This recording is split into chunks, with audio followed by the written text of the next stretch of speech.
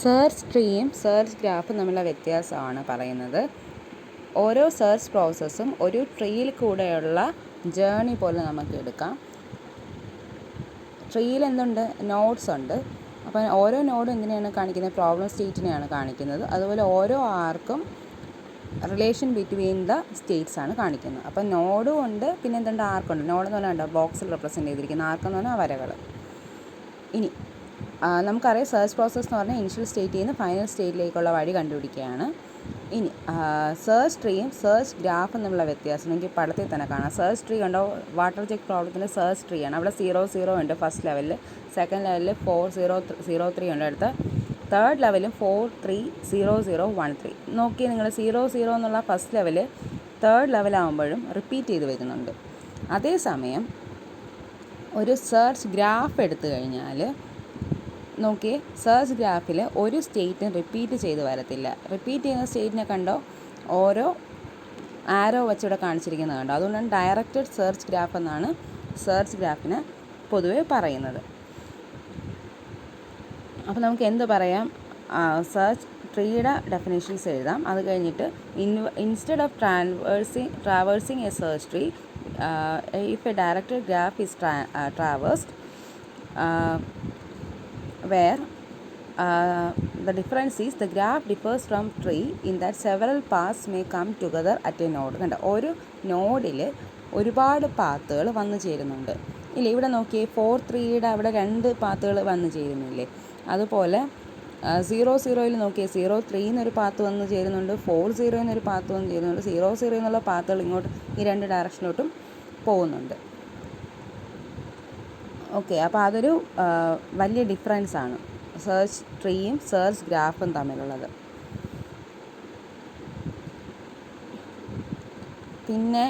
പിന്നെ നമുക്ക് പറയാവുന്നത്, treating the search process as a graphs rather than as a search tree reduces the amount of effort that is spent exploring essentially the same path several times.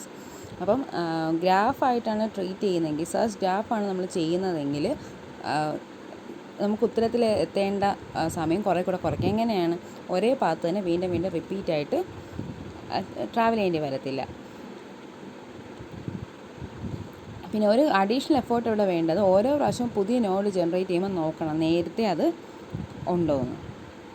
Okay, അപ്പോൾ search graph procedure അല്ലെങ്കിൽ graph search procedures are especially useful for dealing with partially commutative production systems in which a set of operations will produce the same result regardless of the order in which the operations are applied. ചില സിസ്റ്റത്തിൽ നമ്മൾ ഓരോരോ type of task perform ചെയ്യുമ്പോൾ ചിലപ്പോൾ same ഉത്തരം കിട്ടും. അങ്ങനെയുള്ള സിസ്റ്റങ്ങളിലാണ് ഈ ഗ്രാഫ് സെർച്ച് പ്രൊസീജിയേഴ്സ് യൂസ്ഫുൾ ആയിട്ട് വരുന്നത്. അതിനാണ് അവിടെ പറയുന്നത്, ഈ പറഞ്ഞ പോലെ പാർഷ്യലി കമ്മ്യൂട്ടേറ്റീവ് സിസ്റ്റം ആണെങ്കിൽ അത് എന്താണ് ഉപയോഗപ്പെടും എന്ന് അതിൽ പറഞ്ഞിരിക്കുന്നത്. ഓക്കെ, അതുപോലെ cycle is a path through the graph in which a given node appears more than once. ഗ്രാഫിൽ ഒരു നോഡ് വീണ്ടും റിപ്പീറ്റ് ആവുന്ന ആ ഒരു ഇതിനെ പറയുന്നത് എന്താണ്? നമ്മൾ സൈക്കിൾ എന്ന് പറയുന്നത്. നമുക്കറിയാം, ഒരു സൈക്കിൾ പോലെ ആയിരിക്കില്ല അത് വരയ്ക്കണം. ഒന്നിൽ കണക്ട് ചെയ്യും, എന്നിട്ട് തിരിച്ച് വീണ്ടും കണക്ട് ചെയ്യും. ഇവിടെ കണ്ടോ, the graph contains 2 cycles of length 2. 1 includes a node 00 and 40. ആ 00 and 40 ഉള്ള സൈക്കിളിന് ലെങ്ത് 2 സൈക്കിളായിട്ട് പറയാം. പിന്നെയുള്ളതോ നോട്ട് 00 and 03, അതും എന്താണ്? ലെങ്ത് 2 cycles ആണ്. ഇനി whenever there is a cycle there can be paths of arbitrary length. A graph പിന്നെ അതുകൊണ്ട് തന്നെ നമുക്ക് ചിലപ്പോൾ തോന്നിയത് കണ്ടോ, വീണ്ടും വീണ്ടും സൈക്കിൾ പോലെ റിപ്പീറ്റഡ് ആയിട്ട് വന്നുകൊണ്ടിരിക്കും, ഒരിക്കലും തീരത്തില്ല. ഓക്കെ, ആ ഒരു കാര്യം കൂടെ സെർച്ച് ഗ്രാഫിനെ കുറിച്ച് പറയുമ്പോൾ പറയേണ്ടതുണ്ട്.